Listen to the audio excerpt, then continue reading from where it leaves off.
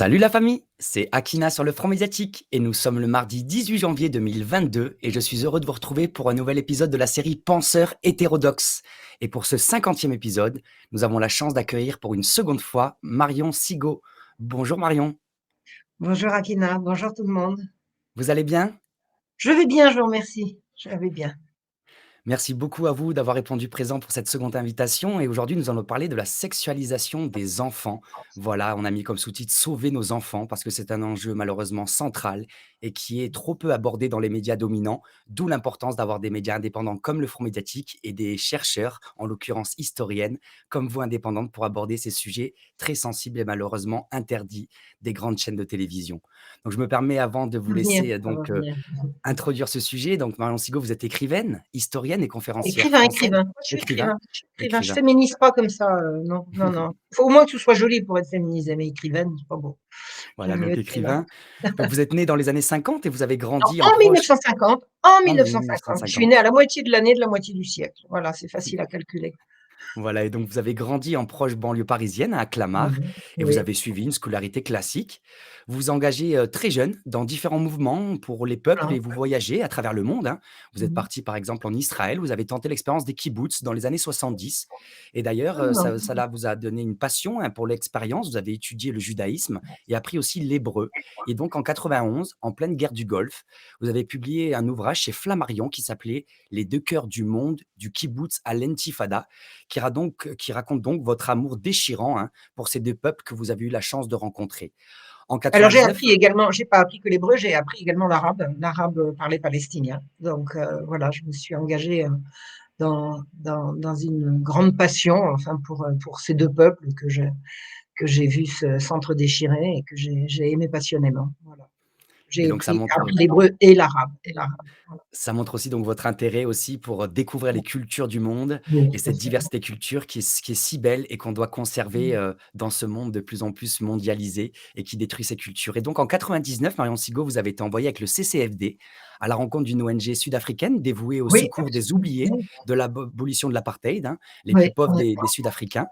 Et en oui. 2001, alors que vous résidiez donc en Bourgogne, vous avez décidé de reprendre vos études d'histoire. Et donc, vous êtes devenu titulaire d'un diplôme d'études approfondies en histoire à l'université de Paris 7. Vous avez publié ensuite en 2008 chez Jacqueline Chambon, La Marche rouge, les enfants perdus de l'hôpital général, qui Dont nous allons raconte parler ce soir. Oui. tout à fait, hein, sur fond de soulèvement sanglant de parents indignés, la découverte des dessous de l'hôpital général, institution laïque et dévote qui couvre un gigantesque trafic d'enfants pauvres. Et c'est d'ailleurs l'objet central d'un entretien qu'on a fait donc en 2021, que j'encourage la communauté à découvrir pour ceux qui ne l'ont pas vu, même si évidemment on va faire des parallèles ce soir avec cette émission sur la sexualisation des enfants. Vous êtes l'auteur donc d'une vingtaine d'ouvrages au cours des 30 dernières années, hein, vous êtes spécialisé, et vous avez publié des ouvrages relatifs à l'histoire du XVIIIe siècle en France et traitant d'affaires religieuses, policières et judiciaires de la fin de l'Ancien Régime jusqu'au début de la Révolution française. Vous avez Absolument. notamment publié des pamphlets critiques contre Voltaire et les Lumières. Vous êtes intervenu très régulièrement aussi à travers la France hein, pour faire des conférences qui sont souvent disponibles en ligne. Et vous avez Oui. également publié donc un livre qui va aussi être au cœur de notre échange de ce soir, Les droits sexuels ou la destruction programmée de l'enfance et de la famille chez Sigest, un sujet donc qui vous tient à cœur hein, et que vous dénoncez de toutes vos forces depuis de nombreuses années malgré la sensibilité du sujet. Et donc je vais vous laisser exposer donc ce sujet ce soir. Je me permettrai de vous interrompre avec quelques questions Oui, pour oui. comprendre des éléments que je n'ai pas forcément réussi à comprendre. Mais je me permets quand même, pour aborder ce sujet rapidement, pour remonter dans l'histoire chronologiquement, on pourrait rappeler le rapport Kinsey hein, dans les années 1940-1950, qui a été une étape clé dans la destruction des modèles sexuels traditionnels d'Occident et qui a été le Absolument. début de la porte ouverte à la sexualisation des enfants. Et je me permettrai aussi, avant de vous laisser la main, une citation que j'ai récupérée dans un document donc, de sociologues et de pédopsychiatres canadiens qui disent, je cite, l'hypersexualisation consiste à donner un caractère sexuel à un comportement et ou à un produit qui n'en a pas en soi. C'est un phénomène de société selon lequel de jeunes adolescents et adolescents adoptent des attitudes et des comportements sexuels jugés trop précoces. Et malheureusement, on entend de nombreux témoignages hein, dans les écoles primaires, dans les collèges, où cette hypersexualisation de la société et même des fois un rapport qui peut aller jusqu'à de la pédocriminalité dans les codes de nos sociétés, ouvre la porte à de nombreuses dérives et évidemment porte atteinte à la souveraineté et à la la dignité de ces enfants qui ne sont pas encore en âge de se protéger eux-mêmes sous la protection ou le discours du droit sexuel, du droit des Mmh. enfants qui sont dévoyés de leur origine sincère, où Mmh. souvent les hommes au pouvoir et les gens influents dans notre époque utilisent souvent un masque de bienveillance pour défendre l'autre, et au final, cela est aussi une manière d'ouvrir la porte à de nombreuses dérives. Voilà, je vous laisse Ouais, la c'est main, bien Marianne. dit, c'est bien dit. Ouais. Je voudrais vous raconter d'abord comment j'en suis arrivée là, parce que j'avais rien qui me dans mon cursus jusqu'à l'âge de 45 ans, j'avais rien qui me prédestinait à m'occuper de ces sujets-là. Mhm. J'ai réalisé en 1991-12, j'ai réalisé le rêve de ma vie de venir m'installer à la campagne. Je l'ai pas fait avant parce que je pouvais pas, je l'ai fait au moment où j'ai pu.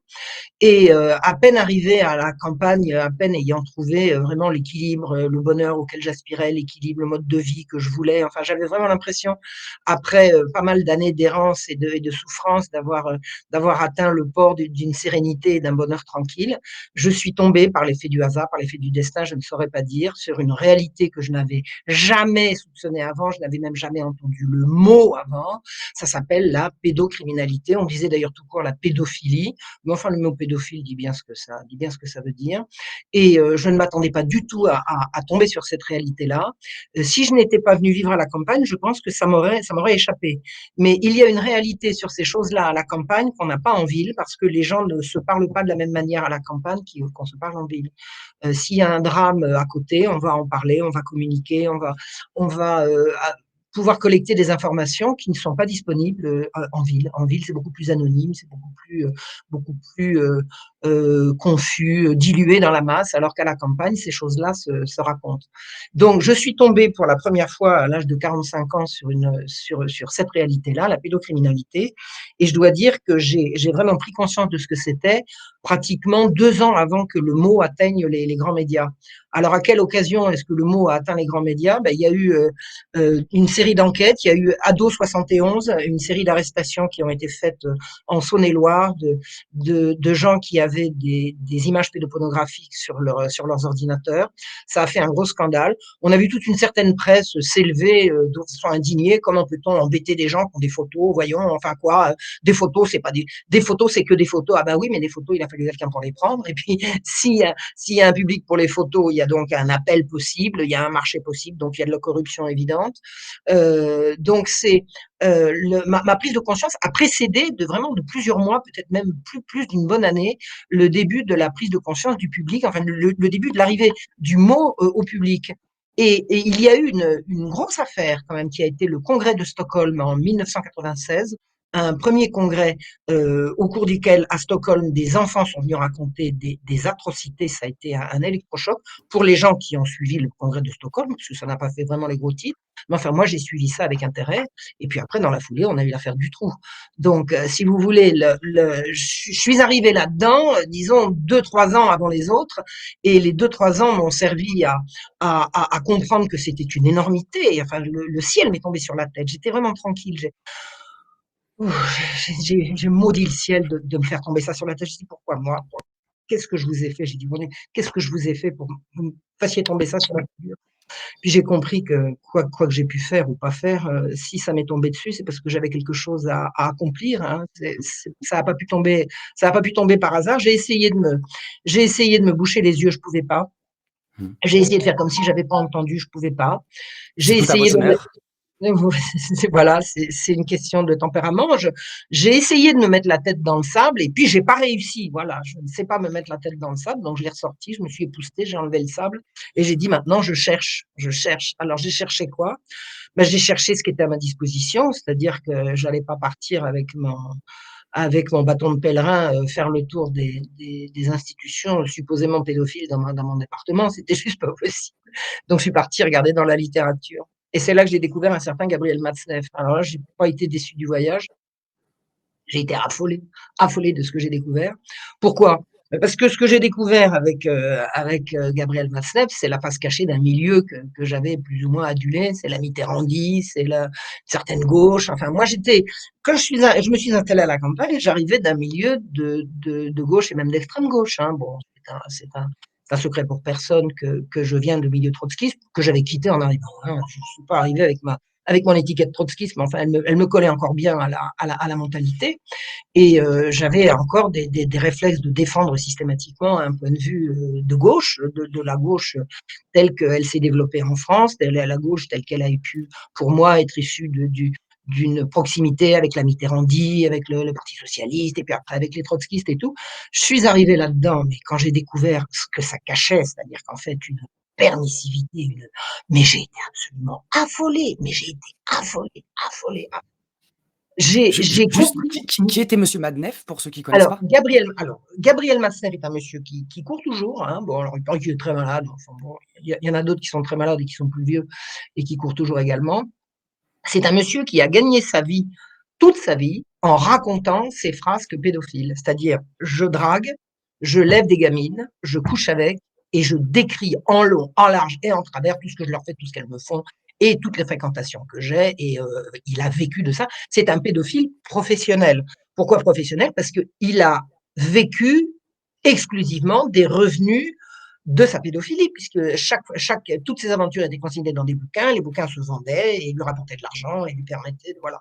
Donc ce monsieur il était compromis avec toute la gauche, certainement avec la droite aussi, parce que c'est pas la peine de, faut rendre à chacun son dû. Mais enfin, en l'occurrence, moi, ce qui m'avait choqué, c'était de voir les accointances avec François Mitterrand, parce que moi, je faisais partie des grandes bécasses qui avaient pleuré de bonheur le 10 mai 81. Hein. C'est comme ça, j'avais grandi là-dedans.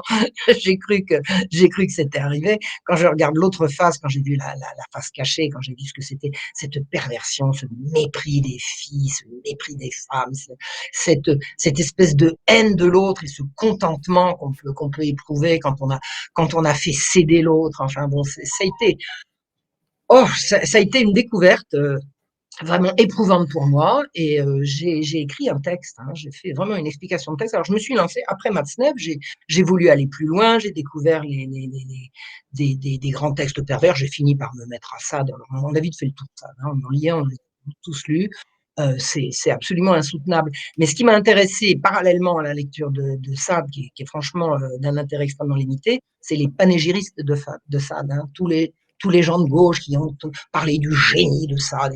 C'est bon, c'est bon, c'est bon, c'est bon. J'ai compris d'un seul coup, d'un seul que la gauche à laquelle j'avais tellement appartenu, à laquelle je croyais tellement, que je croyais vertueuse, c'était un niara, quoi. Oh là là, mon Dieu, quelle horreur. Et alors, pourquoi est-ce que je me suis mise à l'histoire? Eh bien, c'est parce que je me suis rendu compte que je pouvais rien faire avec le présent, je pouvais rien faire, je pouvais pas lutter avec le présent. Aller dénoncer Matzneff, pensez bien, lui avec son carnet d'adresses et moi avec mon absence du mien. Enfin bon, moi je suis rien là-dedans, hein, j'étais absolument rien. J'avais écrit des bouquins que personne ne relayait parce que je touchais au sujet interdit. Dès que vous parlez d'Israël-Palestine, si vous n'avez pas les accointances qu'il faut, vous êtes tout de suite pestiféré. Moi, j'ai été d'emblée pestiféré. Donc, je n'avais absolument aucun réseau pour me relayer. Et comme j'étais passionnée d'histoire, parce que je l'ai toujours été, parce que mon père lisait que des bouquins d'histoire, parce que toutes les conversations à la maison, c'était de l'histoire, j'ai toujours eu plus ou moins ça dans le sang, je me suis rendu compte que tout ce que je pouvais lire sur cette existence d'un truc qu'on pouvait appeler des réseaux pédocriminels, euh, je me suis rendu compte qu'il devait y avoir dans l'histoire des connexions qui pouvaient être faites et qu'on ne pouvait pas faire autrement qu'avec cet éclairage-là. Je m'explique. J'ai par exemple toujours su, parce que mon père me l'avait fait connaître, que au milieu du XVIIIe siècle, un malheureux domestique nommé Damien avait été abominablement supplicié en public, et mon père disait en plein siècle des Lumières, il est absolument indigné de l'atrocité de la chose, sans que personne puisse jamais expliquer pourquoi ce domestique avait planté un couteau dans le dos du roi. Voilà. Alors vous avez là un domestique, un inconnu que personne ne connaît, qui connaît personne, qui plante un couteau dans le dos du roi. On lui fait subir un supplice qui dépasse l'entendement en termes de cruauté et de sadisme. Et quand on fait sa petite enquête pour savoir au fait pourquoi il a dit ça, pourquoi est-ce qu'il a fait ça, tout le monde dit parce qu'il était fou. C'est pas une explication. Il y a des tas de fous qui risquent pas une mort pareille. Et c'est pas une explication. Donc, en admettant qu'il était fou, je voulais trouver une explication. Et mon petit doigt me disait, je commençais à avoir j'ai toujours eu de l'intuition, mais là, cette intuition commençait à se développer. Comme je le savais par ailleurs, parce que je lisais les histoires d'amour, l'histoire de France, et que l'histoire d'amour, l'histoire de France est extrêmement graveleuse, c'est toujours. Alors le roi, là, à ce moment-là, il s'approche de la petite et puis il lui dit, mon Dieu, que vous êtes mignonne et tout. Je me suis rendu compte que les histoires d'amour de l'histoire de France faisaient passer Louis XV pour un gars qui aimait bien les petites filles. Et c'est dit en toutes lettres, hein, dans les histoires d'amour, l'histoire de France. J'ai dit, mais ça s'appelle la pédophilie, ça. C'est comme ça qu'on dit maintenant. On ne disait pas ça à l'époque. Donc, est-ce que le roi était pédophile? Alors, quand on lit l'histoire de l'amour et l'histoire de France, ben, c'est absolument évident. Bon, mais personne ne le reprend, ça. Bon. Et puis, arrive cet attentat. Je me dis, bah, si le roi couchait avec des petites filles et qu'il prend un couteau dans le dos, il y a peut-être un rapport entre ceci et cela. Ça s'appelle de l'intuition. Est-ce qu'il y a un rapport? Je commence à chercher, puis je fouille, je fouille, je fouille, je fouille, je fouille, je fouille. Et un jour, je rencontre une historienne qui est très sympa. C'est elle qui m'a vraiment poussé à reprendre mes études. Elle m'a dit, Marion, tu sais pas, mais au milieu du XVIIIe siècle, la police enlevait les enfants dans les rues de Paris et il y a eu un soulèvement. Mais un soulèvement, le plus grave soulèvement entre la Fronde et la Révolution française. C'est-à-dire Paris était en état de siège. À le dire, bon, je commence à lire un bouquin là-dessus, je vais lire Arlette Farge, ouvrir la, pour ouvrir le XVIIIe siècle, Arlette Farge, c'est une mine d'or. Donc je lis sur ces enlèvements d'enfants. Mais je dis, mais si on enlevait des enfants, c'était peut-être pour les donner au roi. Bon, alors je dis tout de suite, hein, résultat des courses, non, c'était pas pour les donner au roi. Mais en attendant, en partant sur une fausse piste, je suis arrivé sur la bonne. Je suis allé à la Bibliothèque nationale et j'ai découvert dans le dossier, en lisant plusieurs livres, parce que c'est énorme une recherche comme ça, on part complètement dans l'inconnu. Hein. Je voudrais des trucs sur Damien, sur les enlèvements d'enfants. Comme j'habite à la campagne, une journée entière à la Bibliothèque nationale, il fallait que je trouve dans la journée, puis que je lise. Et j'ai trouvé que Damien, quand il a été arrêté, quelqu'un a fait savoir que sa fille avait été enlevée en 1750 au moment des émeutes. Ah, je dis, ah, c'est quand même un début de piste. Et c'est comme ça que j'ai repris mes études. C'est comme ça que j'ai repris mes études, c'est-à-dire que quand je suis sortie de la Bibliothèque nationale, je suis allée voir ma copine. Je lui ai dit, dis-moi, la fille de Damien a été enlevée en 1750. 7 ans avant son attentat. Oh, elle m'a dit, là, ma grande, faut que tu te lances, mais si t'es pas diplômé, tu y arriveras pas. Alors, je lui ai dit, pourquoi j'y arriverai pas? Elle m'a dit, oh, t'es assez maligne, je dis pas le contraire, mais d'abord, on te croira pas. Et si tu demandes de l'aide, on te piquera ton travail, parce que comme tu n'auras pas les diplômes, on estimera que t'es pas crédible. Alors, t'as plus qu'une seule chose à faire, c'est à te remettre à tes études. Alors là, j'ai vacillé, je l'ai déjà raconté plusieurs fois, parce que je me croyais vraiment pas capable de faire des études. Mon père m'avait persuadé que j'étais vraiment trop dilettante, pas sérieuse, etc., etc. Enfin, j'avais de moi une image pas très négative à cet égard, à ce sujet, et j'ai surmonté mes appréhensions, mes complexes, la mauvaise image que j'avais de moi. Enfin, bon, je crois que j'ai attrapé le feu sacré. J'ai dit, je veux la vérité, je la veux, je la veux, je la veux, je la trouverai. Et j'ai repassé ma licence, ma maîtrise, mon DEA. Mention très bien, mention très bien. Je me suis lancée. Et c'est comme ça que j'ai pénétré le dossier à la fois de ces enlèvements d'enfants, donc j'ai compris l'énormité de la chose, et j'ai percé également le secret de Damien. Damien avait effectivement sa fille qui avait été arrêtée pendant les émeutes, il l'a retrouvée. On ne l'a pas mise dans le lit du roi, mais Damien était véritablement à portée de savoir ce qui se passait dans le lit du roi, parce que Damien avait été, et j'ai étudié, mais vraiment à la loupe, j'ai étudié le dossier Damien, je suis allé aux archives et à la Bibliothèque nationale, et dans les archives du procureur, et dans les archives du Parlement, enfin, je suis allé absolument partout pour découvrir que tout ce qui avait trait dans le dossier Damien à l'enlèvement de sa fille en 1750 avait été retiré. Et on peut voir comment un dossier est retiré, parce que on voit le procureur le magistrat instructeur qui prépare ses questions. Et dans les questions, on voit le numéro de question qui va parler de sa fille.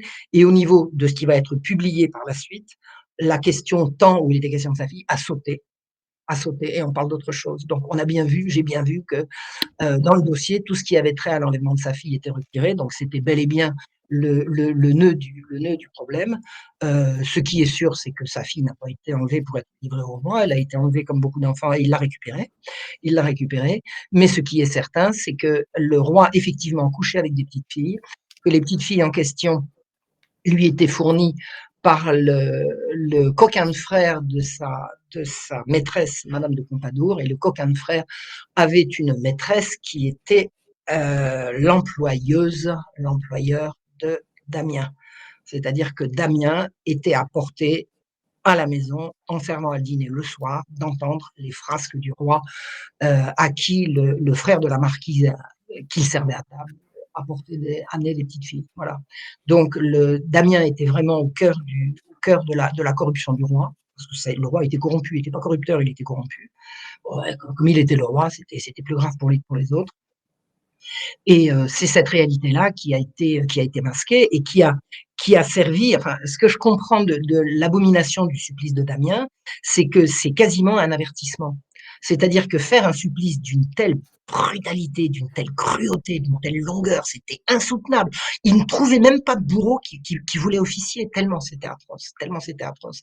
Le bourreau s'était fait porter pâle, un deuxième bourreau s'est fait porter pâle, il y en a un troisième qui est tombé dans les pommes, enfin, c'est absolument épouvantable. Et les magistrats qui avaient décidé cette abomination étaient aux premières loges, et quand on est venu leur demander s'ils acceptaient qu'on achève, ils ont dit non. Le supplice se fera jusqu'au bout, ils n'en ont pas loupé une miette. On a vraiment affaire à des gens absolument abominables. Et en découvrant cette affaire, j'ai pas seulement découvert la face cachée de ce procès, j'ai découvert beaucoup plus. J'ai découvert la réalité de ce que c'était l'opposition parlementaire au roi. C'est-à-dire que le roi n'a pas voulu ce supplice, on le lui a imposé. Il a essayé de l'éviter à Damien, on le lui a refusé. C'est-à-dire que le roi n'avait pas les moyens de faire cesser cette abomination. Je ne dis pas ça pour l'excuser, c'est simplement une réalité historique. Et les responsables de cette abomination étaient des magistrats qui tenaient d'une main de fer l'hôpital général dont nous avons parlé la dernière fois. Et l'hôpital général était véritablement le lieu de renfermement de tous les miséreux, parmi lesquels les enfants pauvres, qui ont fait l'objet pendant toutes les années, et ça j'ai bien étudié ça en étudiant les registres de l'hôpital général, ils ont fait l'objet d'un gigantesque trafic d'enfants. Et un gigantesque trafic d'enfants en direction de qui, de quoi. Une fois que vous avez compris, il n'y a pas de doute possible. Je veux dire, ça a alimenté des réseaux pédocriminels. Donc en fait, en cherchant autre chose, j'ai mis à jour la réalité des réseaux pédocriminels de l'Ancien Régime. Ça veut dire que ce qu'on découvre aujourd'hui, ben, ça a toujours existé. La nouveauté aujourd'hui, c'est qu'on en parle. À l'époque, on n'en parlait pas. Ça a été le secret. Et à bon entendeur salut, ceux qui étaient dans le secret et qui ont été susceptibles de comprendre ce qui se passait, si on leur a raconté le supplice de Damien, ils ont compris qu'ils avaient intérêt à se taire et à ne pas se manifester. Et on n'a jamais dénoncé ces horreurs-là avant maintenant. Avant maintenant. J'ai lu avec grand intérêt que dans les archives auxquels ont eu accès les historiens du 19e siècle, notamment Jules Michelet, mais enfin bon, lui, comme historien, il se pose là, même des historiens plus sérieux, ils ont eu accès à des archives qui leur auraient permis de comprendre ce que j'ai compris moi, et ils ont regardé ailleurs. Ils ont regardé ailleurs. C'est-à-dire que même les plus républicains des historiens n'ont pas voulu dénoncer la pédocriminalité d'Ancien Régime. À votre avis, pourquoi? Parce que comme ça s'est jamais arrêté, il n'y avait pas l'intérêt de le dénoncer. Le dénoncer à l'époque, c'était le dénoncer pour le futur. Et moi, ce que je peux vous dire, c'est que le modus operandi des services sociaux qui mettent la main sur les enfants pauvres pour pouvoir se les refiler en groupe, c'est toujours le même. C'est toujours le même. Ça n'a pas changé. Ça n'a pas changé. Ce sont pratiquement les mêmes. Les institutions ont changé de nom, elles ont changé de régime, mais elles sont restées les mêmes. Ce sont les institutions locales de notables pourris il faut lire Gabriel Matzneff notamment pour comprendre les enjeux de ça. Ce sont des gens qui croient qu'ils vont être au-dessus de la mêlée, supérieurs aux autres s'ils commettent un certain nombre de crimes. C'est la solidarité par le crime, la solidarité par l'abjection et le pouvoir que donne la transgression suprême vous donne sur vous-même et sur le monde qui vous entoure une puissance absolument démoniaque. Démoniaque. Quand vous sentez être le pire, plus rien ne peut vous atteindre et vous pouvez effectivement jouir d'un pouvoir incommensurable. C'est comme ça que ça s'est passé, c'est comme ça que ça se passe encore. Et c'est ça que j'ai découvert et c'est ça qui m'a fait vaciller. Et puis bon, bah, je suis toujours debout. J'ai eu beau vaciller, je continue.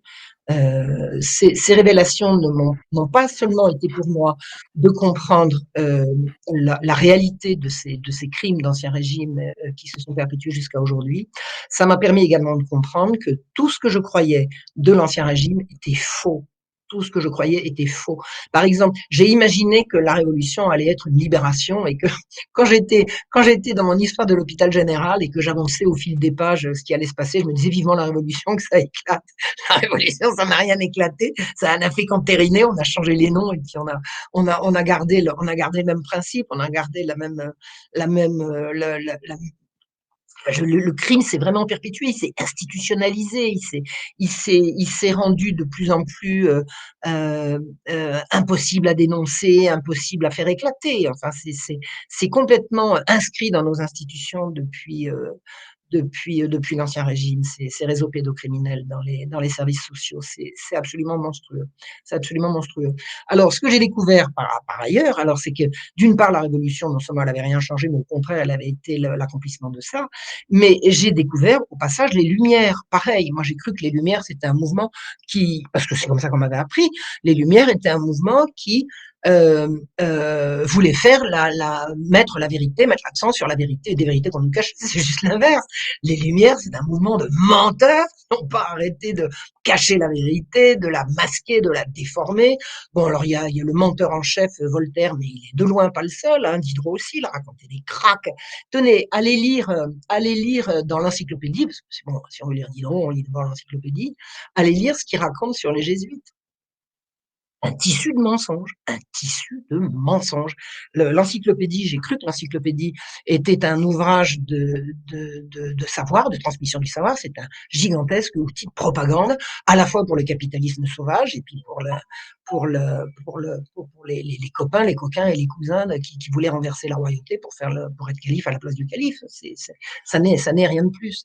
Donc c'est ça que m'a apporté cette descente dans l'histoire. Donc, j'ai remis en question. Alors, qu'est-ce que j'ai remis en question par la même occasion? Moi, j'ai toujours cru que l'Église, c'était une grande organisation criminelle. Alors, j'allais au capté quand j'étais petite, et puis après, mai 68 est passé par là. Donc, j'ai fait comme tout le monde. J'ai dit, ah, l'Église, c'est des gros vilains, vive Jésus-Christ, à bonne Église. Et puis, en me penchant là-dessus, j'ai dit, mais enfin, l'Église, c'est la seule qui a été propre là-dedans. Elle n'a pas arrêté d'être attaquée tous azimuts. Et plus que les autres, les jésuites. Moi, j'ai cru que les jésuites, ils étaient coupables de tout. À force de fouiller, j'ai vu que c'était juste l'inverse. Ils étaient sans arrêt l'objet de calomnies, de calomnies à mort, et la mort s'en est ensuivie. Hein, 1763, il n'y a plus de jésuites en France. Allez hop, allez oust, la voie est libre, et la voie est libre, pourquoi? Pour préparer la révolution, pour libéraliser l'économie, pour instaurer le libéralisme sauvage, et puis renverser la royauté. Il y a eu un avant et un après, mais ça a été dramatique pour moi. Ça a été dramatique.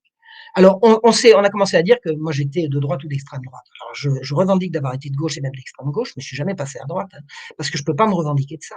Je peux pas me revendiquer de ça. La droite et la gauche, c'est la façon dont on se positionne pendant la Révolution. Hein, mais je ne me positionne pas pendant la Révolution. Moi, ce qui m'intéresse, c'est avant. C'est avant, c'est ce qui s'est passé avant. Et ce que la Révolution a renversé, c'est ça qui m'intéresse. Et tout ce que j'ai découvert, c'est mensonge, mensonge, mensonge, mensonge, mensonge. Il y a un côté passionnant à découvrir tous ces mensonges, mais il y a un côté épuisant aussi, parce qu'à force de tout remettre en question, il y a des moments où on a le vertige. Et le vertige, je l'ai eu quand même plus souvent qu'à mon tour.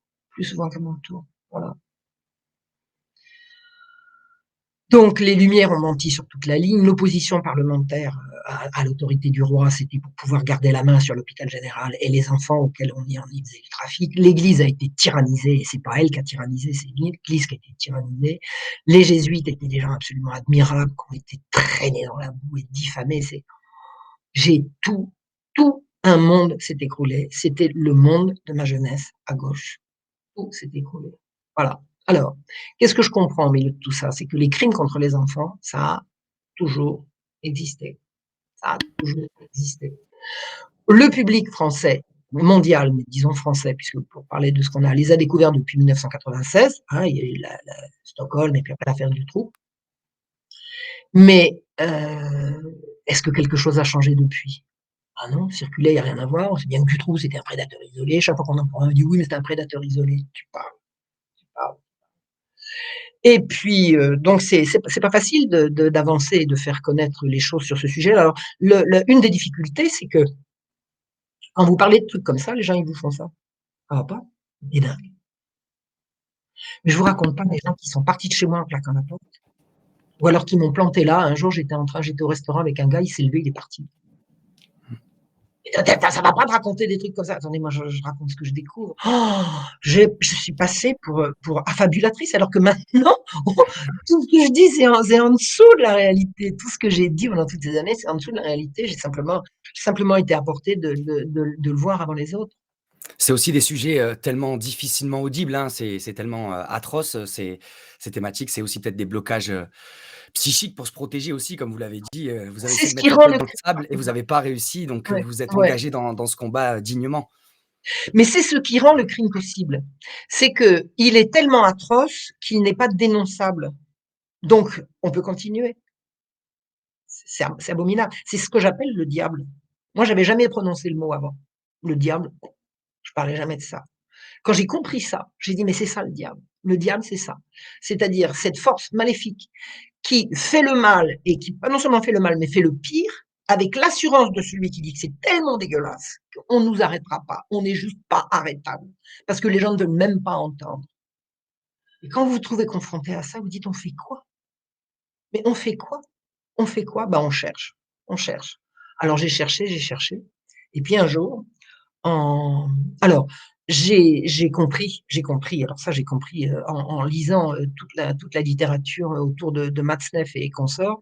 J'ai compris que mai 68 avait été une calamité et moi j'ai revécu parce que j'ai retrouvé le journal que j'écrivais, des journaux que j'écrivais, quand j'étais adolescente et j'ai relu. Il y a eu un basculement à mai 68, il y a eu un renversement des valeurs. Avant mai 68, j'étais vraiment une jeune fille, idéaliste, pure, pleine de valeurs et puis tout a été bousculé, tout. Ma vie, ça a été complètement bon, là, après j'ai eu également des problèmes personnels dont on va pas parler ici, mais il y a eu un environnement familial, propice à l'effondrement, mais il y a eu également, tout l'environnement, mai 68 art qui a complètement renversé les valeurs et moi j'ai sombré en 68. J'ai sombré. Ça a été une chute, ça a été une chute et j'ai mis des années à me remettre. J'ai mis des années à me remettre. Et alors, honnêtement, le fait d'avoir été dans un kibbutz, ça m'a remis à l'endroit. Hein, parce que kibbutz, c'était pas mes 68. C'était quand même beaucoup plus. C'est une ambiance extrêmement familiale, extrêmement. Alors bon, liberté sexuelle, oui, elle avait atteint Israël aussi, mais pas dans les proportions, pas dans les proportions. Comme en France, et c'était pas destructeur, ça n'a pas détruit la société comme en France. Ça n'a pas été. J'ai vraiment trouvé au kibbutz une société pour me reconstruire, pour réapprendre à m'aimer bien et à pas virer dingue. Moi, je virais dingue, je virais folle. Et d'ailleurs, à ma génération, il y en a beaucoup qui n'ont pas survécu. Hein. Il y en a pas mal qui se sont suicidés hein, autour de mai 68, ou alors qui ont sombré dans la prostitution ou la drogue, ce qui n'a pas été mon cas. Mais bon, il y a eu des issues dramatiques à mai 68. Donc, tout ça pour dire que bon, les années passent, je vous dis, je reprends mes études. Dans l'intervalle, je rencontre la dissidence et égalité réconciliation qui, par le biais de Soral, me donne une certaine visibilité, c'est la possibilité de m'exprimer. Donc, tout va bien, tout va, disons, dans la bonne direction. Et un jour, je regarde une vidéo sur Internet et sur qui je tombe? Je tombe sur Judith Reisman. Qui est cette dame? Qui est cette dame? Je vois une vidéo qui Une grande raconte, dame. Mmh. oh là là, c'est là oh! J'ai eu quelques rencontres comme ça, époustouflantes dans mon existence, mais là, quand j'ai vu Judith, alors c'est une toute petite dame, toute petite, petite, je la voyais sur un plateau de télévision brandir le poing en direction d'un vieux cochon et mais vraiment lui mettant une soufflante, lui expliquant: «Mais qu'est-ce que vous avez fait de ces gosses?» Et quand j'ai regardé, alors j'ai commencé par prendre le choc de la réalité qu'il y avait derrière ce film, c'est-à-dire que ce que ce film démontrait, c'est que des pervers avaient complètement changé la morale sexuelle du monde à partir d'une série de mensonges Et j'ai revécu en l'espace de quelques secondes toute ma jeunesse sous ce nouveau prisme. Tout mon effondrement, tout l'effondrement moral que j'avais vécu et la chute que j'avais, j'assumais complètement, mais enfin bon, que j'avais quand même subi, avait été manipulé de loin par des salopards. Un choc absolument terrible. Ça a été un choc absolument terrible. Un choc très libérateur parce que j'ai cessé de m'en culpabiliser. Moi, j'ai toujours cru que c'était moi la vilaine. Je veux bien croire que j'étais la vilaine, mais j'étais pas toute seule. J'étais pas toute seule en cause. Et j'ai dit: «Il faut que je rencontre cette dame. Il faut que je la rencontre». Alors qu'est-ce que j'ai fait? Ben, j'ai fait ce que je sais bien faire, j'ai écrit. Elle m'a répondu et puis on s'est vus. Et puis on s'est vus 1 fois, 2 fois, 3 fois et puis on est devenus amis et ça a été une des grandes rencontres de mon existence. Alors, il y a un avant et un après Judith Reisman, c'est-à-dire qu'on comprend, tout ce qu'elle a apporté. Il faut comprendre tout ce qu'elle a apporté. Je vais essayer de le résumer là parce que c'est essentiel pour comprendre pourquoi il faut sauver les enfants et de quoi il faut les sauver. Judith avait 34-35 ans quand elle a appris. Elle était une jeune maman heureuse, épouse épanouie. Elle avait une émission de télévision, elle faisait des chansons, elle avait du succès, tout allait bien pour elle. Et un jour, elle se rend compte que sa fille dépérit. Sa fille va pas bien, sa fille avait 11 ans, elle chouine, elle pleure, elle mange pas, elle est jamais contente. Mais qu'est-ce que tu as ma chérie? Qu'est-ce que tu as? Qu'est-ce que tu as? Qu'est-ce que tu as? Qu'est-ce que tu as? À force de la presser de questions, elle apprend à son horreur qu'elle, la petite fille de 11 ans, est violée par le voisin du dessus qui en a 13. C'est-à-dire que Judith, qui nageait dans le bonheur, a découvert l'horreur des enfants victimes et des enfants bourreaux en même temps, et sa fille. Alors, je vais faire court, sa fille n'a pas survécu. Elle n'a pas atteint l'âge de 20 ans. Elle a quand même survécu de 11 à 20, mais à 20 ans, elle a elle est morte. Elle est morte. Elle n'a pas, surmonté le traumatisme. Judith, en découvrant ça, raconte cette histoire affolante à 2 personnes, sa meilleure amie et une vieille tante. Sa meilleure amie a son âge, elle habite à côté, sa vieille tante est une vieille tante et elle habite de l'autre côté de l'Amérique. Elle leur raconte toutes les 2 l'histoire et les 2 lui disent: «Mais ma chérie, tu sais bien que ta fille l'a sûrement cherché puisque les enfants sont sexuels dès la naissance». Elle dit: «Quoi? Les quoi? Mais ta fille peut-être, pas la mienne. Qu'est-ce que tu racontes?» Et elle a fait sa petite enquête et elle a entendu parler du rapport Kinsey. Kinsey, c'est ce monsieur qui, en 1948, a sorti un premier rapport sur la sexualité des hommes, ensuite un deuxième rapport sur la sexualité des femmes. Et dans ce rapport, Kinsey raconte les enfants sont sexuels dès la naissance. Et ce rapport a eu un impact tel qu'il a réussi à influencer une jeune femme de 35 ans sur la côte Est et une vieille dame de 20 ou 25 de plus sur la côte Ouest. Et qu'est-ce que c'est que ce rapport Kinsey? Ah, Judith, à ce moment-là, lâche tout et se consacre à découvrir la vérité. Et c'est elle qui a découvert la réalité du rapport Kinsey. Alors, qu'est-ce que c'est la réalité du rapport Kinsey? C'est consternant. Parce que Judith Reisman s'est rendue compte de ces choses-là dans le courant des années 80, alors que le rapport Kinsey était paru en 1948. Ce rapport Kinsey a été lu par des millions de gens et personne n'y a vu ce que Judith a vu en ouvrant le livre à une certaine page dans lequel il y a marqué comment on peut savoir que les enfants sont sexuels dès la naissance. Et il s'agit d'un tableau dans lequel on nous raconte que des enfants de 3 mois, 6 mois, 2 ans, 10 ans, 12 ans ont eu tant d'orgasmes en tant de temps. Mais en lisant le tableau, on dit: «Mais qu'est-ce que c'est que ces orgasmes? Qu'est-ce que c'est que ce gosse qui a 4 orgasmes en 12 heures? Il a dormi entre quelle heure et quelle heure? Qu'est-ce que c'est que ces histoires? Qu'est-ce que c'est que ces histoires?» Personne n'y a vu que du bleu, personne ne s'est rendu compte que Kinsey s'était servi d'enfants pour faire des expériences.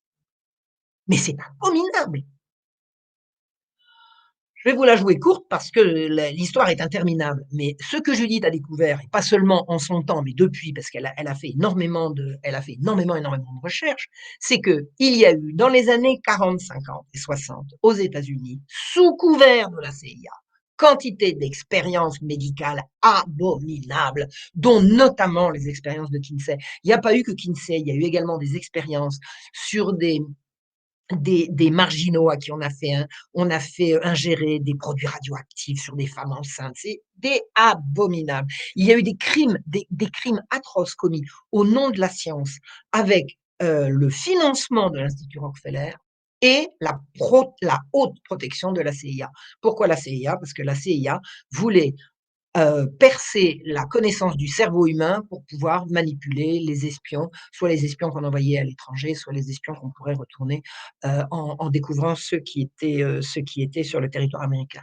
Donc, il y a eu un gigantesque programme de manipulation mentale et physique sous couvert de la CIA et Kinsey faisait partie de ce programme. Or, il se trouve que le prétendu rapport Kinsey est une fraude intégrale. Et là, Judith a véritablement, elle a étudié tout ce qu'il fallait, elle a fait toutes les enquêtes. Elle a retrouvé, parce que Kinsey est mort quelques années après, mais il y a beaucoup de ses collaborateurs qui ont survécu et puis il a laissé énormément de traces. Donc, l'enquête pouvait être faite absolument sérieusement pour se rendre compte que son rapport est complètement bidonné.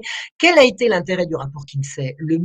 L'intérêt, le but du rapport Kinsey était de renverser la morale. C'est-à-dire, si la morale, c'est l'énoncé public et admis par tout le monde du bien et du mal, l'Amérique de ces années-là estimait que on se marie vierge, qu'on est fidèle en ménage, que le couple, c'est un homme et une femme une fois pour la vie, que l'avortement, c'est un crime, qu'on élève ses enfants dans la pudeur et là, bon.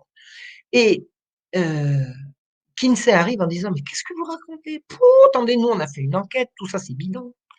La plupart des femmes trompent leur mari, les avortements, ça se fait à qui mieux mieux, ça se fait dans la clandestinité. Mais l'homosexualité, vous plaisantez, un homme sur 10 au moins y a goûté. Un sur 10, vous vous rendez compte?» Et il a présenté ça sous couvert scientifique. Il a dit: «Mais c'est une» de toute façon, c'était un chercheur à l'université, hein. Donc il était chercheur en guêpe, hein, il était entomologiste, il avait rien à voir avec la sexualité, mais enfin bon, il avait un diplôme universitaire, donc il a eu une aura dans le monde universitaire, qui d'ailleurs lui a emboîté le pas, hein. Le monde universitaire n'a jamais, jamais, jamais relayé les travaux de Judith Reisman.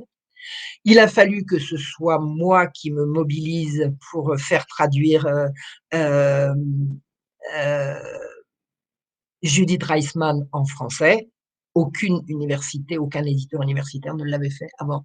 Et c'est la maison d'édition d'Alain Soral qui est la première à publier, la médition de Contre-Culture, qui a publié une traduction qui a été faite gracieusement, gracieusement. Vous avez un traducteur professionnel qui gracieusement a traduit le premier livre de Judith.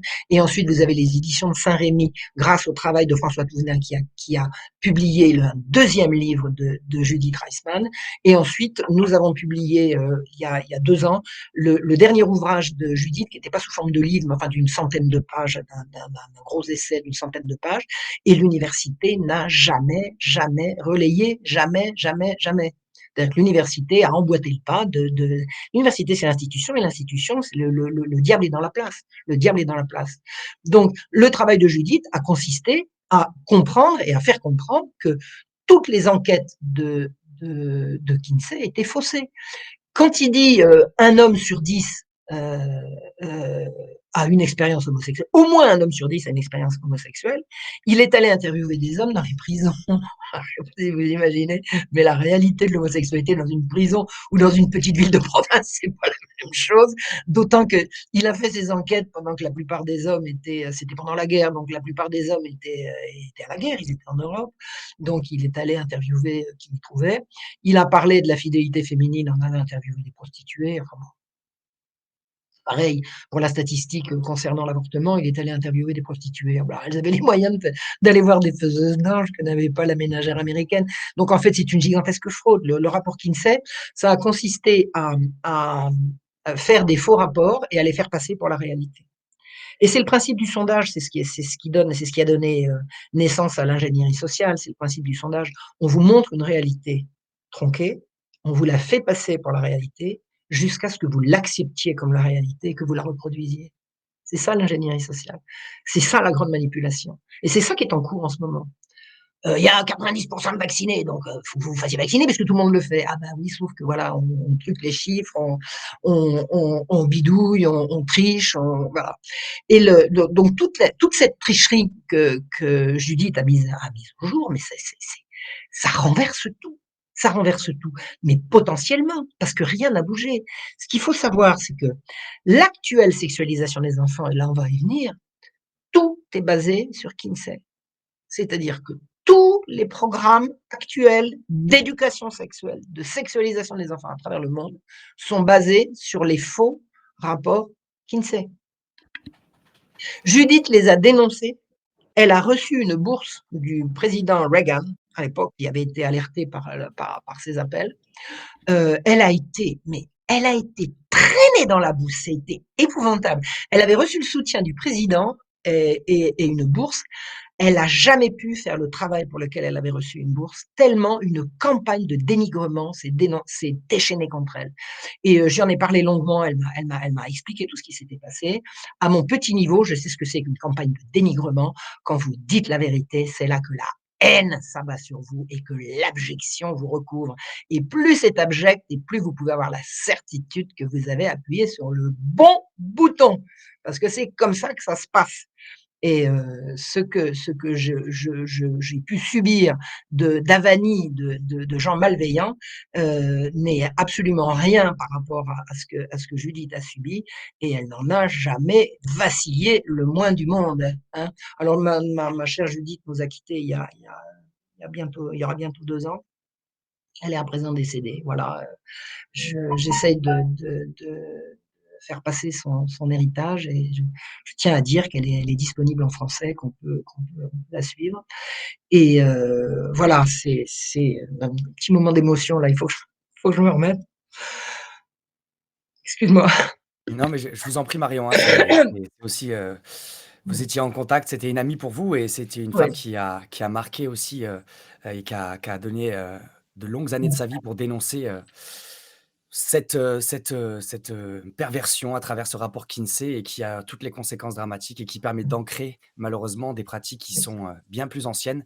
Mais voilà, ce qui est plus dramatique, c'est qu'aujourd'hui, ils tentent de faire rentrer ça dans les mœurs comme quelque chose, Alors d'acceptable. ils font plus que de tenter, puisque à l'heure actuelle, alors ce qu'il faut savoir, c'est ce que j'appelle les droits sexuels, que j'ai dénoncés comme les droits sexuels. C'est une déclaration émanant du planning familial, qui a été reprise par l'UNESCO, par les Nations Unies, par l'OMS, par absolument tout le monde. On a le droit de jouir. On a le droit de jouir. Les grandes agences des Nations Unies disent qu'on a des droits sexuels absolument inhérents à notre personne. Et les droits sexuels, ce sont des droits sur l'autre. Je suis désolée, mais il n'y a pas de sexe posé, on n'y peut rien. C'est comme ça que ça se passe. Et avoir des droits sexuels, c'est une aberration. C'est une aberration. D'abord, alors c'est d'une part faire entrer le droit dans un domaine qui n'aurait jamais dû sortir de l'intimité. La sexualité, ça regarde les personnes et l'intimité de leur ménage. Alors, parmi les moyens utilisés par ces pervers pour renverser les valeurs, il y a effectivement de mettre sur la place publique ce qui n'aurait jamais dû sortir de la chambre. Les droits sexuels, c'est donner à des gens des droits là où le droit n'a pas à intervenir précisément. précisément. Et les droits sexuels, ce qu'il faut comprendre, c'est qu'ils sont attribués à tout le monde, sans distinction de sexe, de genre et d'âge. Les droits sexuels sont attribués aux enfants. Et comme Kinsey nous a dit que les enfants sont sexuels dès la naissance, le principe consiste à dire on n'a plus le droit d'interdire le sexe aux enfants. Et non seulement on ne leur interdit plus, mais on le leur inflige. On le leur inflige. L'éducation sexuelle à l'école, qui a rencontré énormément, énormément de résistance de la part des parents, des institutions, de tout, il est passé en force. Et les parents ont beau se... Je dis pas que les parents se bouchent les yeux, c'est parce qu'on leur bouche les yeux. On leur bouche les yeux, on leur dit, mais non, pas chez nous, pas chez nous, ne vous inquiétez pas, ça passe quand même, ça passe dans les programmes, ça passe, ça passe, ça passe, ça passe dans les portables des enfants, ça passe absolument partout. Les enfants sont sexualisés alors que l'enfance est la période sacrée de l'existence au cours de laquelle précisément l'être humain n'est pas accessible à la sexualité. La sexualité, ça viendra après, ça viendra plus tard. L'enfance, c'est le moment de la formation, le moment de l'apprentissage précisément de la limite de soi, de l'autre. On n'a pas à faire intervenir le sexe là-dedans. Et maintenant, on inflige aux jeunes, alors aux jeunes, aux adolescents, aux enfants et aux petits-enfants et même aux tout petits-enfants, on leur inflige des images sexuellement explicites qui sont du viol. C'est du viol. C'est de la corruption de mineurs, c'est absolument épouvantable. Et la notion de droit sexuel qui a été reprise absolument partout, partout, consiste à dire que on n'a pas le droit d'interférer sur les droits des gens. On n'a pas le droit d'interdire à un enfant l'accès à ses droits sexuels. Ça sape complètement l'autorité des parents. À l'heure actuelle, il y a une abomination qui est passée à peu près partout dans le monde et en France il y a pas longtemps, c'est l'interdiction de la fessée. Comment voulez-vous interdire la fessée si vous ne mettez pas un policier dans chaque foyer? Comme il n'y a pas un policier dans chaque foyer, qu'est-ce qu'on va faire? On va interroger les enfants. Ça s'est fait en Suède. On interroge les enfants, on les fait parler. Les enfants racontent qu'ils ont reçu une fessée la veille ou qu'ils ont reçu une menace de fessée. On fait intervenir les services sociaux et on vous enlève les enfants. Parce que la fessée, maintenant, est considérée comme une violence ordinaire. Et la violence ordinaire est interdite. Et on va vous interdire la fessée. Ce qu'il faut savoir, c'est qu'en même temps qu'on vous interdit la fessée, c'est-à-dire qu'on vous interdit de faire la loi chez vous, on vous interdit également les violences psychologiques. L'interdiction de la fessée, c'est pas la fessée en tant que telle, c'est l'interdiction des violences physiques et psychologiques. Quand vous dites non à un gosse, c'est pas une violence psychologique. Vous n'avez plus le droit de dire non à vos gosses. Vous n'avez plus le droit d'élever vos gosses. Vos gosses vont devenir les enfants rois. Alors roi de la vaccination, roi du masque, roi de le nez toute la journée sur son portable ou sur son ordinateur, le roi de rien du tout, le roi avec le droit d'être sexualisé, d'être éventuellement harcelé. Enfin, c'est abominable, c'est Et absolument abominable. C'est la on fin de pourrait leur dire on pourrait dire ils essayent de faire que les enfants deviennent un peu la propriété de l'État, et ils volent de certaine manière ouais. ce pouvoir que les parents ont, en tant qu'autorité parentale, c'est leur procréation et évidemment jusqu'à 18 ans, normalement jusqu'au jour d'aujourd'hui, ça devrait être, Mais leur c'est plus le cas. choix C'est plus le éducatif. cas. Mais c'est pas ils tentent, hein, c'est le but. Le but, c'est de retirer. Vous savez, il y a une ministre qui l'a dit, les enfants n'appartiennent pas aux parents. D'abord, les enfants n'appartiennent à personne, parce que personne n'appartient à personne, hein, chacun s'appartient à soi. Mais c'est pas une question d'appartenir, c'est qui a l'autorité. Ben, avec les droits. Alors, il y a une abomination qui a été inventée, absolument insensée, alors qui est bien présentée, c'est ce que vous disiez tout à l'heure, hein. On présente ça sous les meilleurs jours du monde, par exemple, les droits de l'enfant. Moi, j'ai cru que les droits de l'enfant, c'est bien. C'est bien les droits de l'enfant, c'est pas bien. Allez, c'est bien ou c'est pas bien les droits de l'enfant? A priori, c'est bien. Ben, c'est une horreur. C'est une horreur. Parce que parmi les droits de l'enfant, il y a quoi? Il y a le droit à un minimum de confort. Eh ben, vous êtes trop pauvre, votre enfant, il a le droit d'avoir le confort, vous pouvez pas lui donner, on l'enlève. C'est les droits de l'enfant. C'est les droits de l'enfant. Les droits de l'enfant, c'est le sexe avec qui il veut. Votre fille couche avec le premier venu, ça vous déplaît? Il ira faire ça plus loin. On vous l'enlève. On vous l'enlève. Les droits de l'enfant. Vous connaissez pas? Les droits de l'enfant. Et le gosse qui revient de l'école et dit papa, je vais changer de sexe.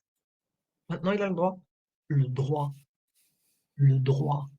Les droits de l'enfant, c'est une horreur. C'est une horreur. Il n'y a pas de droit de l'enfant. D'abord, il y a le droit. Le droit de, c'est une saloperie. Le droit de, c'est ce qu'on a inventé pour euh, faire taire le droit. Le droit, c'est ce qui est transmis par la tradition, par l'histoire, par les relations entre les hommes, c'est le droit. Le droit de, c'est ce qui masque la disparition du reste. Le droit de. J'ai le droit de me marier. Je suis homosexuel, j'ai le droit de me marier. Mais tous les homosexuels ont toujours eu le droit de se marier. Un homme avec une femme avec un homme. Maintenant, le droit de se marier, c'est le droit de se marier, justement pas avec le sexe opposé, mais avec le même sexe. C'est complètement renversé. C'est un renversement, c'est un bouleversement. Ça fait longtemps que c'était dans les tuyaux, hein. Moi, quand le mariage sexuel, le mariage pour tous est arrivé, ça faisait 10 ans que j'étais au courant que c'était en train de se préparer. J'avais un ami homosexuel qui avait des acquaintances dans les loges maçonniques, il m'a dit: «Ils sont en train de préparer ça» et lui, en l'occurrence, il était tout à fait contre, hein. Il trouvait que c'était une aberration et un crime. Donc c'est les gens qui ont décidé de renverser toutes les valeurs, de détruire la nation, de détruire la famille, de détruire les individus, de faire de nous des zombies obsédés sexuels, sont à l'heure actuelle au pouvoir et c'est eux qui tirent les manettes et voilà, et ils se sont attaqués aux enfants, et c'est en essayant de sauver les enfants qu'on sauvera le reste, hein. De toute façon, si on sauve pas les enfants, on sauvera pas l'humanité. On ne C'est une Oui, chose, c'est une manière aussi de marchandiser, comme le dit très bien, Moi-Je dans les commentaires, hein. La publicité contemporaine est une marchandisation des corps, que ça soit des oui, femmes, des enfants, des oui, hommes. oui, oui, oui, oui, oui. Oui, oui, tout à fait. Oui, oui, oui, oui, oui, oui. Tout est marchandisé, tout est sous le contrôle de l'État. On ne soupçonne pas. Si nos aïeux d'avant la Révolution pouvaient imaginer ce que maintenant l'État, attendez, on n'a plus le droit de respirer maintenant. On est obligé de respirer à travers un machin. Essayez d'imaginer que vous allez voir un paysan en 1789, là, juste avant la catastrophe, vous lui dire, ben, dans 250 ans, on aura ou pas l'autorisation de respirer librement. On va pas, non? Vous êtes complètement pas bien? Bah oui, on n'est pas bien. On y est. On y est. Donc la pieuvre qui a mis tout ça en place, c'est la pieuvre qui a été dénoncée par Judith Reisman, hein. Il y a cette énorme collusion entre la CIA, l'Institut Rockefeller et l'Institut Kinsey, qui était le petit toutou à la botte, hein. L'Institut Kinsey, c'était pas, il dirigeait rien, hein, Kinsey. Par contre, alors il dirigeait rien, mais il tenait tout le monde. Il tenait tout le monde parce que il avait fait toutes ses enquêtes en faisant des interviews extrêmement poussées, et il avait les confidences des gens. Donc il tenait par le chantage absolument tout le monde. Et il était très bien vu d'un certain Hugh Hefner qui tenait Playboy. Et Hugh Hefner, il a fait participer des tas de gens à des tas de parties fines.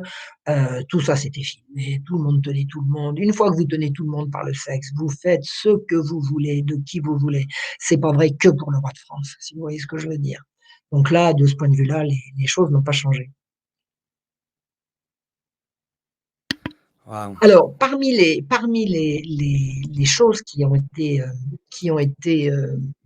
parmi les conséquences du rapport Kinsey, il y a ce qu'on peut voir avec stupéfaction et qui maintenant absolument partout, partout, c'est la promotion de l'homosexualité. Ça n'existait pas avant. Et ça a fait partie du programme. La démoralisation et le renversement des valeurs a consisté à dire l'homosexualité, c'est bien. Or, ça n'a pas à dire si c'est bien, c'est un fait, c'est une réalité. Ça n'a pas à être promu en tant que tel. Pourquoi? Et, euh, Ça a été promu en truquant les chiffres. Et Judith m'a fait parvenir des statistiques qui sont extrêmement parlantes, qui expliquent que dans un public donné autour d'une université américaine, on a demandé aux gens combien ils pensaient qu'il y avait d'homosexualité autour d'eux, et le chiffre était d'environ 20%, alors que c'était 1,5%. C'est-à-dire qu'en gonflant, en faisant une distorsion de la réalité, on finit par la changer.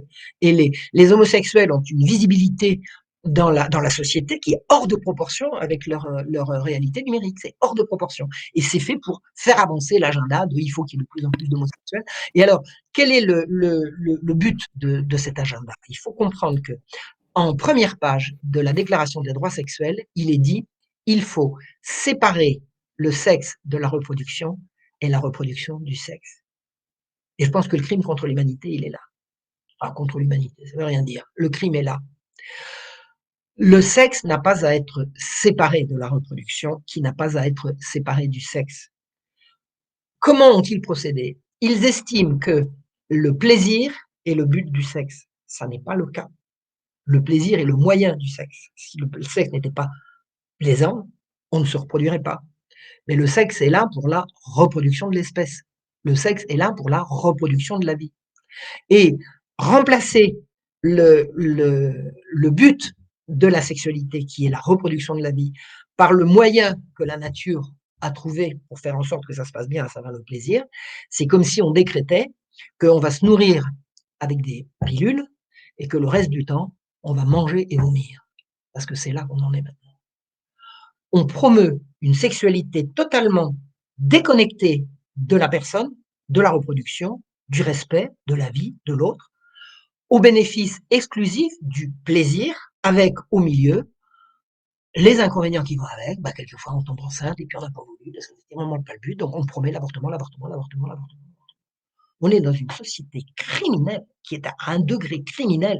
L'avortement, c'est devenu priorité nationale en France. Je répète, une priorité nationale. Comme si la perpétuation de la vie, c'était pas ça la priorité. Non, maintenant, la priorité, c'est l'avortement.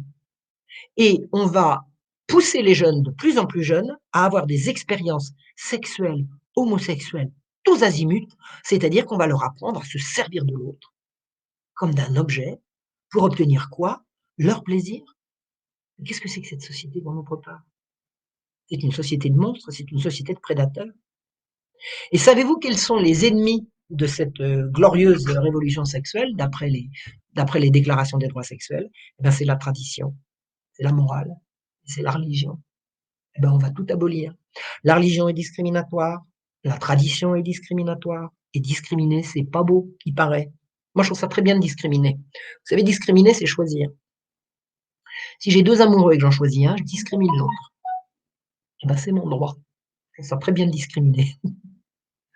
Et alors, on nous apprend maintenant qu'il faut discriminer les non-vaccinés, mais il ne faut pas discriminer les minorités les uns et les autres. C'est un monde de fous. C'est un monde de fous. De fous, de fous, de fous. Ça soulève beaucoup de questions, hein, évidemment.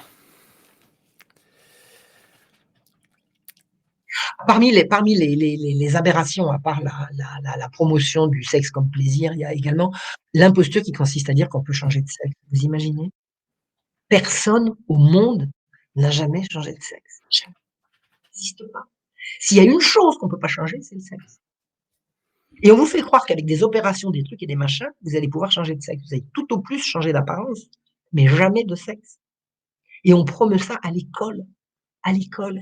J'ai vu des programmes de dissertation, pas dire, des petites rédactions qu'on fait faire aux gosses, de plus en plus petits. Et si j'étais un garçon quand je suis une fille? Et si j'étais une fille, qu'est-ce qui se passerait? On les pousse. Et moi, j'ai vu un père de famille un jour qui m'a dit, Marion, je ne sais plus où me tourner. Mon fils revient à la maison, papa, je veux être une fille. Qu'est-ce que je lui dis? Judith m'a dit que si un jour sa fille lui dit seule, elle dit, va ranger ta chambre. Tu reviendras quand tout sera calmé. On n'a plus le droit maintenant. Vous savez qu'il y a des pays où on commence à faire des opérations de changement de sexe sur des enfants derrière le dos des parents au nom du droit de l'enfant. Le droit de l'enfant. On a affaire à des barbares. On a affaire à des barbares. Il faut se réveiller là. Et vous savez, la solution, elle est pas dure. Il faut revenir à la tradition, il faut revenir aux fondamentaux. Il faut retomber sur nos pieds, il faut rétablir la morale. C'est aussi simple que ça. C'est aussi simple que ça. Et, Il faut et la, revenir pro- avant. Et vous l'avez très justement rappelé tout à l'heure, Marion Sigaud, l'enjeu aussi derrière, c'est en aucun cas de choisir à la place des autres. C'est évidemment une question qui est liée à l'intime. Vous le rappeliez au Bien début de sûr, notre échange, hein. La sexualité et ses choix et ses orientations sexuelles font partie de notre vie personnelle, de notre vie intime. C'est pas forcément un sujet comme celui de la spiritualité, de la religion ou même aujourd'hui de la santé. Nos choix de santé qu'on peut faire à titre individuel, d'être vacciné ou pas, de se soigner avec, une médecine ou une autre. Tout ça sont des choses qui sont liées à notre propre personne, à notre souveraineté personnelle. Et donc, avec absolument, ces oui. propos-là, en tout cas, moi, de ce que je peux entendre, parce que certains peut-être peuvent être choqués par certains propos, c'est pas forcément le fait d'interdire aux gens d'avoir des pratiques différentes de la norme. C'est simplement le fait de laisser On n'a pas à les chacun. connaître. Mais moi, j'ai Voilà, pas à les interdire, je ne veux pas les connaître, c'est tout. mais c'est un Je veux libre. rien interdire. Hmm. Je veux interdire qu'on en parle publiquement, qu'on nous assomme avec ça. Vous savez, les gosses sont de plus en plus exaspérés par le harcèlement du système en direction de la sexualité. Il y a des gosses qui disent, moi, je veux plus aller au cours d'éducation sexuelle, vous nous emmerdez avec ça. Vous savez, les enfants sont naturellement pudiques. J'ai entendu un jour une émission à la radio, c'était très intéressant. Ça parlait justement de la pudeur des enfants. C'est dans un groupe, on avait une animatrice qui fait venir les enfants, qui dit: «Les enfants, regardez, venez, venez, j'ai une grande nouvelle. À partir de maintenant, on peut. À partir de maintenant, on peut. On va tous aller tout nus. On va tous aller tout nus. On va plus s'habiller.» Les enfants ont poussé des hurlements. Mais les enfants, ils veulent être habillés, ils veulent pas. Les enfants sont pudiques. Les enfants ne voulaient pas. La nudité, un enfant, vous lui montrez, il détourne le regard, normalement, normalement. D'ailleurs, nous, les adultes, normalement, on détourne le regard également. Sauf si on est obnubilé par les images, par la corruption, l'irruption du porno sur Canal+, ça a fait des ravages. Ça a fait des ravages. Et d'ailleurs, ça me fait penser aussi à cette stratégie qui est utilisée par les dominants et les hommes influents, dans notre époque actuelle. C'est qu'ils vont, utiliser des sujets, sociétaux plutôt, Oui. excusez-moi, des sujets sociétaux donc autour de choix individuels, personnels liés à notre Mmh. intime, que ça soit la sexualité, la Mmh. spiritualité, la religion Mmh. ou d'autres Mmh. sujets et donc ils vont, cristalliser et concentrer le discours médiatique et des projets de loi et des débats publics sur tous ces sujets-là et cela permet aussi de mettre de côté, des injustices tout simplement évidentes, Bien qu'on peut sûr. voir autour de nous à travers ces Mais 300 000 bien sûr. SDF qui sont dans nos rues en France, à travers Bien ces bien inégalités sûr. de salaire ou de patrimoine, qui montrent des inégalités exacerbées, une discrimination naturelle par rapport à la richesse de chacun, par rapport à avoir accès, Absolument. à des vacances, accéder, à offrir une licence de sport à son enfant ou une semaine de vacances au ski pour son enfant et donc on va en permanence, pointer du doigt, des enjeux sociétaux plutôt que des enjeux sociaux et qui permettent Absolument. en fait de noyer le poisson et d'éviter de parler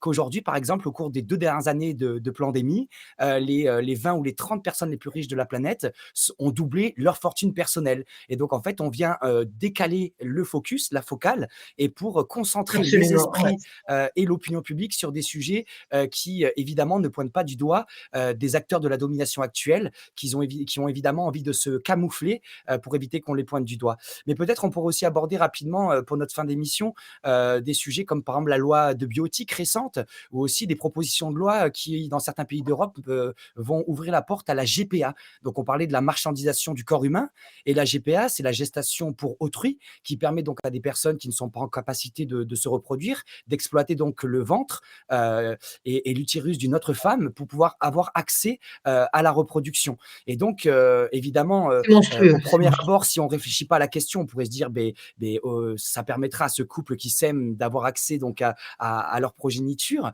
Mais aussi, ce qu'on oublie, c'est que ça va ouvrir la porte à un nouveau marché, un marché dans ce C'est monde de la clair, marchandisation de c'est ce clair, c'est clair. capitalisme mondialisé. Et donc, on va faire que des femmes qui ont des petits revenus, qui ont des difficultés financières, comme Mais c'est ceux déjà qui le acceptent de cas, mais c'est travailler le exactement dimanche, ne travaillent pas par choix le dimanche. Ils travaillent parce oui. qu'ils ont envie d'offrir un restaurant ou un cinéma à la fin du mois à leur enfant. Et donc, on va offrir à des femmes la possibilité de vendre leur corps sur le monde marchand du capitalisme pour pouvoir accéder à une vie un peu plus digne. Peut-être un petit mot sur cette loi de bioéthique ou sur cette GPA. Quel est votre regard? C'est la continuation d'exactement la même chose, c'est-à-dire que c'est la destruction de la famille, c'est la destruction de la filiation.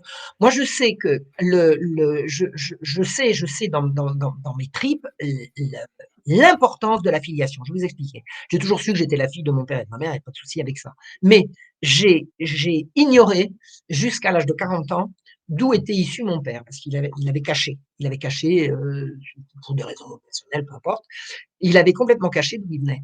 Et du jour au lendemain, j'ai su que j'étais bourguignonne, que j'avais un arrière-grand-père, un arrière-arrière-grand-père, un arrière-arrière. Brusquement, je me suis rendu compte que j'avais un arbre généalogique qui remontait jusqu'à Louis XIII et puis Henri IV, et que je pouvais encore continuer de remonter. Brusquement, j'ai eu une filiation, j'ai eu une ligne, mais ça m'a ancré. Vous pouvez pas vous imaginer le bonheur que j'ai éprouvé, mais brusquement, je suis retombée sur mes pieds. Je suis retombée sur mes pieds. Bon, je ne veux pas rentrer dans les détails, mais je me suis stabilisée à ce moment-là. Je me suis stabilisée à ce moment-là. Et on va fabriquer une absence de filiation. Attendez, j'ai un gros souci là, j'ai un chien qui m'emmerde, excusez-moi. Il faut que je le sorte. Je suis Je obligée de vous en sortir prie, je parce que vous en là, prie. là, il peut plus. Je vous en prie. Et d'ailleurs, je me permets aussi cette petite précaution oratoire, le temps que Marion Sigaud revienne. Évidemment, le Front médiatique, nous sommes un média qui diffusons une diversité de penseurs, de chercheurs dans cette série Penseurs hétérodoxes. Et évidemment, potentiellement, certains auditeurs vont être étonnés par certains propos ou certains regards. Mais la problématique dans notre société, c'est qu'il y a aujourd'hui des sujets tabous. Et tous les sujets tabous, en fait, sont en frein à une société équilibrée et démocratique parce que tous les omertas, tous les sujets interdits, en fait, sont des sujets qui sont sensibles parce qu'ils servent et ils desservent des intérêts. Et donc, en fait, le fait de pouvoir aborder cette question au-delà des accords, des désaccords, avec un pourcentage d'accords, de désaccords qui est très variable selon chacun des auditeurs, où chacun doit se construire son propre avis, il est important, en fait, d'entendre une diversité de points de vue, parce que si on entend uniquement le point de vue de la doxa, on n'est pas en capacité, en tant qu'individu, de pouvoir se construire son propre chemin de pensée, son propre opinion personnelle, parce qu'en fait, il y a un spectre de pensée qui est ultra limité dans cette pensée unique. D'où l'importance d'accueillir sur le front médiatique des chercheurs qui sont sur des positions différentes différentes sur ces sujets-là et qui osent aborder les sujets interdits. Et quand vous parliez aussi de vos origines familiales, Marion Sigaud, ça me faisait penser aussi à ce travail qu'a fait donc tout ce monde globaliste, hein, ces impérialistes capitalistes qui veulent imposer une culture mondiale avec Hollywood, la musique, Lady Gaga, avec cette hypersexualisation et toute cette société de consommation, de désir, où nous sommes simplement des spectateurs de nos existences et non plus des acteurs. Il y a ce travail de déracinement, où en fait l'enracinement des individus sur leur territoire leur permet d'avoir une culture, de savoir d'où ils viennent pour savoir où ils vont. Et en fait, le fait de déraciner les gens, ça permet aussi de faciliter le façonnage des esprits et la construction d'un nouvel homme, d'un nouvel ère. Et ça me permet une autre ouverture aussi. Et aujourd'hui, ce discours sur l'égalité permet de dire, regardez, aujourd'hui, les femmes, elles sont discriminées dans leur carrière professionnelle parce que quand elles procréent, elles doivent se mettre en arrêt maternité pendant 3 mois, 6 mois, 2 ans. Et donc, pour permettre de supprimer cette inégalité des femmes par rapport aux hommes, on va potentiellement, dans 10 ans, nous proposer des fœtus artificiels, des couvettes dans lesquelles les embryons et les fœtus pourront grandir pour permettre l'égalité homme-femme.